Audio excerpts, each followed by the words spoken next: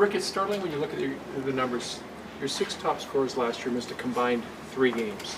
I think we know what you're facing, but just the challenges when you have that many guys missing that many games, quality guys. Yeah, it's challenging, but it's, we don't really use it as excuses. I mean, there's situations where there's opportunity for people to take advantage of it. We know the positive of it, we're going to get these guys back soon, and that's the way you got to look at it. So there's opportunity, and you have to play even more a team game. You got to play your identity even more when you have people like that out. Watching you guys last year, it didn't matter what situation, you always played with poise and composure. Yeah. I know you've talked about consistency, but I'm looking at that, and that's, how do you miss it? How does it go south? Yeah, well, I mean, there's a lot of different factors. The bottom line is you got to make a play under pressure if you want to be in the NHL. We know that, and we're practicing it. We're talking about in video.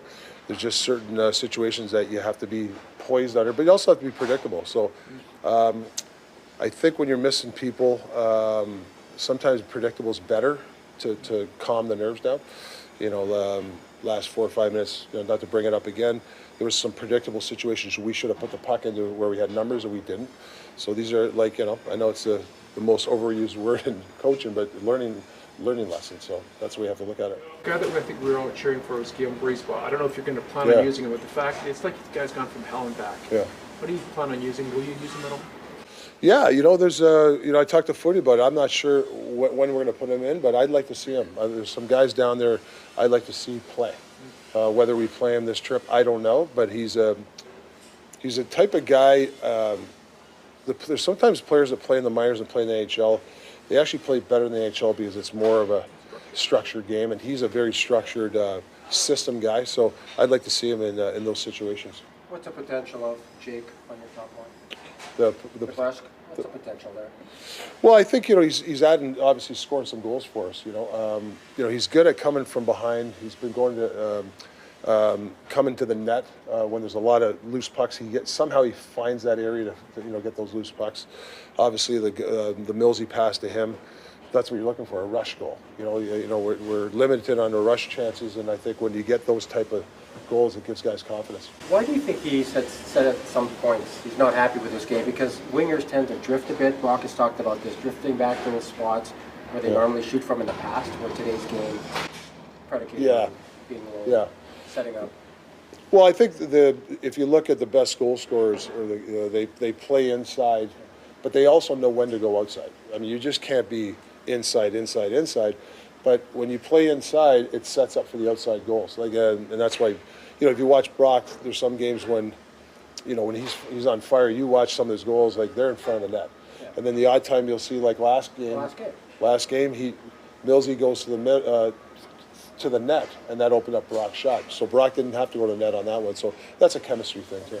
Rick, you got 13 games with Max Sasson now. I don't think the excitement's kind of worn down for him yet, but for you, now that he's kind of settling into the NHL, what are you liking about how he's kind of taking that next step aside from just playing your first game in the NHL? Well, he's added some speed. We need that. We need speed up front, especially up the middle. And I thought last game too, he took the puck, he transported it from our blue line, into their end with speed. That's big. And if he can keep developing that skill, that's a positive for him and us. You got a Calgary team here, pretty strong defensively. What are you guys looking forward to just getting back on the ice and playing against them? Well, like I said, I think our net front presence could be better. I think we can be a better team at that. I think also for us, we got to get more shots from the point. I think a lot of shots are getting blocked a lot. So that's either you got to move your feet, change the angle, pass the puck quicker. There's a couple offensive things we worked on today that might help. But definitely got to get some shots through to the net and get some more bodies in front. Your shot volume has been down for a few weeks now. Yeah. How concerned are you about that? A lot of games, 20, 22, 24 shots. Is that enough? Well, it depends on what shots you're looking for. If it's just go down the wing and just throw on the goalie to appease everybody, no, that's useless to me. But whether the defenseman has the puck in the middle of the ice and there's a chance for him to shoot it and he passes it to the flanker, yeah, that's concerning to me. We have to get those type of shots. You have a 2-on-1 and you don't execute, you miss a chance to get a play at the net, or a 3-on-1. So there are execution plays, but there's also quality of shots for me. But yeah, you're right. There's I counted about 10 times last couple of games where we, in the first 10 minutes, where we had an opportunity to get the puck on net with people and we deferred to something else. I don't know if that's confidence or that's not moving your feet, but that's definitely has to change. You're right. No single player can replace Quinn in the lineup, but Eric has characteristics, Eric Renstrom, that you can occupy a role and be a little bit more offensively inclined. What do you want to see from Eric here? Well, yeah, exactly. But he has to have patience with the puck also, and know when to go, when not to go. Walk the blue line. He can't try to be Quinn Hughes. He's just got to be who he is. But there are chances for him to walk the blue line and get a shot on it. Yeah, use that skill. Rick, we know how hard it is to replace Quinn on the ice, but just his off-ice impact in the room, is that just also a by-committee thing? Yeah, Quinn's just a guy. He's like I've told you guys, hockey. He thinks hockey 24/7. Even when you have breakfast with him, you sit with him. He's talking hockey. He's watching hockey as you're talking to him. So, he just adds the love of the game. When you have players that love the game, it's contagious. He just loves the game. This is killing him that he's out. He told me today, Coach, I'm bored. Because he's out, right? So, you want guys who are injured are just itching to get back in.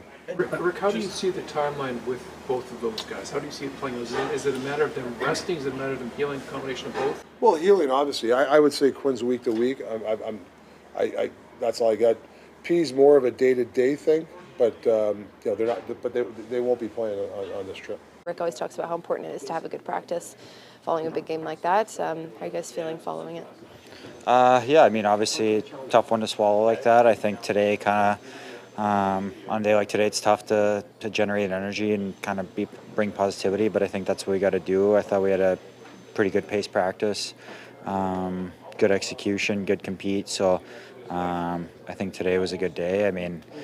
That's all you can do. We can't really, dwell on it too much because, we got a lot of games coming up. I think we just got to learn from it, move on. Can't go and change the past, obviously. So just focus on what we can do better and to not let that happen again. We did see a couple different drills in practice today. What was the focus this afternoon? Yeah, execution, pace, little details, neutral zone regroups, changes, just a bunch of little details that I think, maybe we will let slip towards the end of the last game. What ultimately is the takeaway from a game that gets away from you like that? Just a sort of harsh reminder of it's a 60-minute game and you got to find a way to close it out? Yeah, you can't take your foot off the gas pedal. Got to support each other, know the game situations. If there's a breakdown, you got to kind of have layers or guys backing each other up, especially in a situation like that. Maybe it's different when we're behind 1 or 2 goals, we can maybe take a little more risks, but just game management as far as game situations, getting pucks out, executions, and I think being prepared for maybe like a bad bounce, someone losing an edge, someone falling down, puck taking a bad bounce, hitting the ref, whatever it may be. I think just other guys that are on the ice being aware of the game situation and being able to kind of step in and help and be kind of like a safety valve, I guess. Rick was asked about a post-game. Without Quinn and Petey, those are 2 huge pieces, obviously, but for 55 minutes, it looked like you guys had done a lot of the things that you wanted to do to achieve the kind of result. So, is it impossible to sort of look at the first 55 and see some good things there, or is it all about the result? I don't think it's impossible. I think, that's definitely the positive of it. I think just when you lose a game like that, I think the overwhelming feeling is the negative and the fact that you let it slip away. And I think playing 5-on-6, we haven't been very good this year, so that's an element of our game that we got to get better at. I think regardless of who's in and out in the lineup, I think we've got a good team. I think we played with Millsy for a while. We didn't have Demmer for a while, so injuries are going to happen. Everyone goes through it. We can't just be we don't have Quinn and PD and Phil, and it's we're not expected to win. I think in here we expect to win every game. That's our goal every time we get out there on the ice. So I don't think that really plays into it, even though they're really important players for us, and all 3 of them. So I think the overwhelming feeling is negative and probably disappointment. Let's grind these bitches down here. One hockey game is fucking great. Wasn't fucking pretty. I stuck with it the whole fucking way. Got the fucking 2 points. Belander, reach up, score! Tom Belander loads up, score! Tom Belander for Brad Marsh, and he's hanging around the front of the net, around the front of the net. And then as he tries to gather him. Quinn, thanks for taking the time to come and sit down and chat with me today. Generational talent. Thanks for liking the video and subscribing.